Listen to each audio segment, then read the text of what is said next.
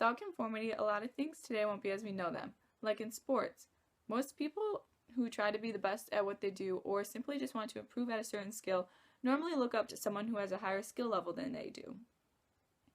When looking at someone who has a higher skill level than you do, you break down what makes them better at that skill than you, and so you conform to what they do to help you improve on your skills. This is why a lot of coaches show players game footage. They look at what they did wrong so they can improve, or they look at what other people did right so they can conform to that. You can also see this in high jump, where if you go to the track meet and you go to high jump, all you see is people jumping over the bar with their back first. And this is because the top people in the world jump with their back first. And so they want to be either one of the best people in the world, or they just simply want to be good.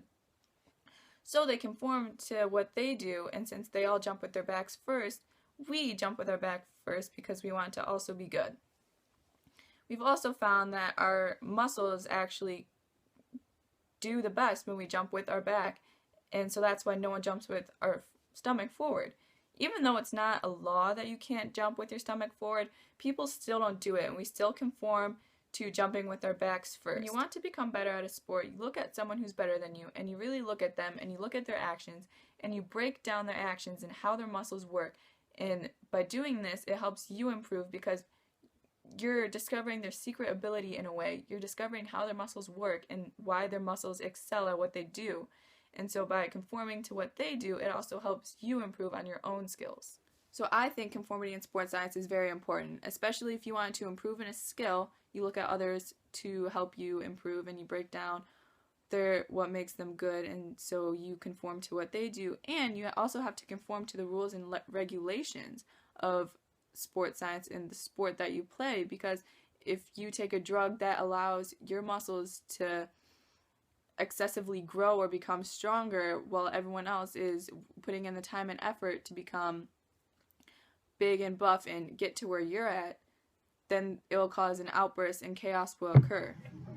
The word conformity typically provokes a reaction of distaste for Americans. This probably goes back to the English force against the colonies in the 18th century, where the earliest formation of our sense of nationhood gelled around a resistance to a greater power, demanding a lesser power to blend with it. Our country's origins started with actions and thinking rooted in opposition. Maybe, too, that word conformity makes us feel contempt because all people share a certain natural pride. We know ourselves better than others, and we know what we are capable of better than others. Each of us feels unique from a very early age and recognizes on some level that if we are to continue being human beings, that we must contain uniqueness at all costs. We are conditioned to think that by history, then, and through a psychological misunderstanding, that blending to the will of an authority is somehow wrong. I don't think this is entirely wrong. If the authority is asking you to reinforce it or to join it with the intention of robbing you and others of your dignity and lives, then that authority is legitimate and that conformity isn't evil. Take, for example, the well-documented instances of the communist government in modern China forcing women to have abortions, or of the Islam practice by ISIS in the Middle East encouraging indiscriminate slaughter to spread itself. If any power is forcing others to join with it, in result of reinforcing disorder or death, then that conformity is unsuitable to the person and terrible for society. Despite all of this, conformity is beneficial when encouraged for the long-term, time-tested, common good, and other promotes life and human flourishing. Authority, just because it's authority, should not be so easily and casually rejected just because we find it traditional to do so, or because we as individuals mistakenly believe ourselves to be the measure of all things. Such actions are not heroic. Through modern culture might have us believe it to be so, and such actions are stupid. If we are required to follow along with everyone else and get immunization shots, then we prevent the spread of disease. If we do not get immunization shots, we expose ourselves to sickness or potential death and expose others to do the same. If we are required to follow along with everyone else and pay taxes, roads get built, our country is defended, and teachers, firefighters, and police officers get paid. If we don't pay taxes, all of these things are left undone, and social chaos is the result. If we are required to follow laws governing speed limits, or the legal drinking age, or respect for property and life, then people and their things are preserved and society can prosper because it doesn't have to worry about massive car accidents on the roads, people making poor judgments because they can't think clearly, private possessions being stolen, and human life being cut short. Conformity is good and necessary if the goal is clearly for the collective welfare, without robbing the individual of his or her human dignity. Understanding this begins in the family, where parents teach through example that the sacrifice of their own private wants for others, their children and relatives, are necessary for overall social harmony and advancement. In the media, nonconformity is displayed in many different ways. For example, in the movie The Great Gatsby, many people did not conform to the laws that were set in place at the time. The story takes place in the 1920s. During this time, the Harlem Renaissance was taking place. In the time of the Harlem Renaissance, many moral and cultural changes were being made. In The Great Gatsby, you see these changes through the big parties that Gatsby would throw at his house.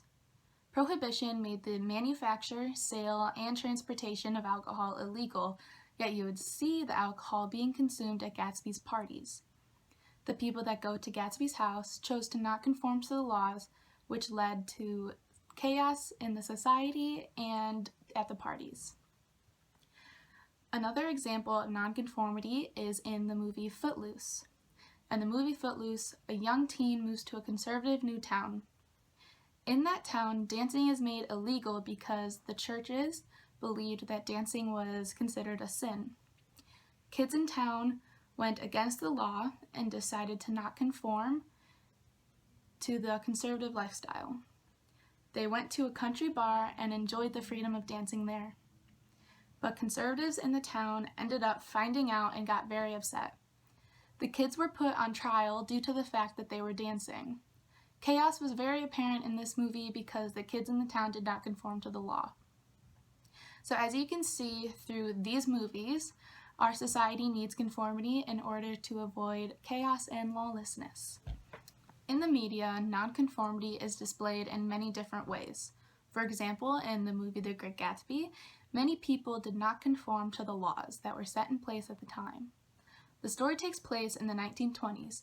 During this time, the Harlem Renaissance was taking place. In the time of the Harlem Renaissance, many moral and cultural changes were being made. In The Great Gatsby, you see these changes through the big parties that Gatsby would throw at his house. Prohibition made the manufacture, sale, and transportation of alcohol illegal, yet you would see the alcohol being consumed at Gatsby's parties. The people that go to Gatsby's house chose to not conform to the laws, which led to chaos in the society and at the parties. Another example of nonconformity is in the movie Footloose. In the movie Footloose, a young teen moves to a conservative new town. In that town, dancing is made illegal because the churches believed that dancing was considered a sin. Kids in town went against the law and decided to not conform to the conservative lifestyle. They went to a country bar and enjoyed the freedom of dancing there. But conservatives in the town ended up finding out and got very upset. The kids were put on trial due to the fact that they were dancing. Chaos was very apparent in this movie because the kids in the town did not conform to the law. So as you can see through these movies, our society needs conformity in order to avoid chaos and lawlessness. In society today, you can only non-conform to a certain point. Back to our ideas involving laws and rules in our society that people are forced to conform to, I will be talking about this from a sociology point of view. In society today, parents conform to the law of putting their children through school. All children must have an education, and they must all be taught the exact same things. However, students conform to this as well. We show up every single day and sit in our desks. If we are late to class, we are considered tardy, and if we disobey a teacher, we are forced to be put through detention, almost conditioning us in a way. We are forced to conform under a teacher's word or else we are punished. There are also other things in our day-to-day lives we are forced to conform to, like the regulations of jobs. For example, you are offered a minimum wage for every single hour that you have worked, as well as breaks. If you are under 18 and have worked for more than 5 hours, then you are allowed a 15-minute break, but it is unpaid. So as well as we conform in school, we do conform in work. When we conform in work, you are offered a paycheck, or even a break. So you are rewarded, going back to the idea of conditioning.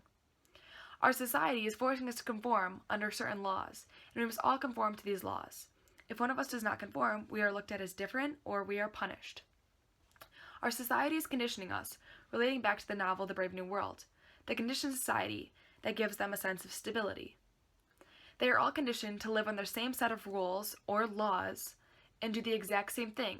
It's very unethical, however very effective in their society and in our society. There are no outbreaks or revolts, just a very efficient society taught by the same set of rules and laws. Conclusion! Conformity is set in place to avoid lawlessness and chaos in our world.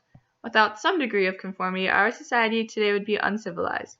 Through sports science, media, history, and sociology, the importance of conforming to laws or regulations are clearly shown. Abiding by the rules disciplines and allows one to better oneself.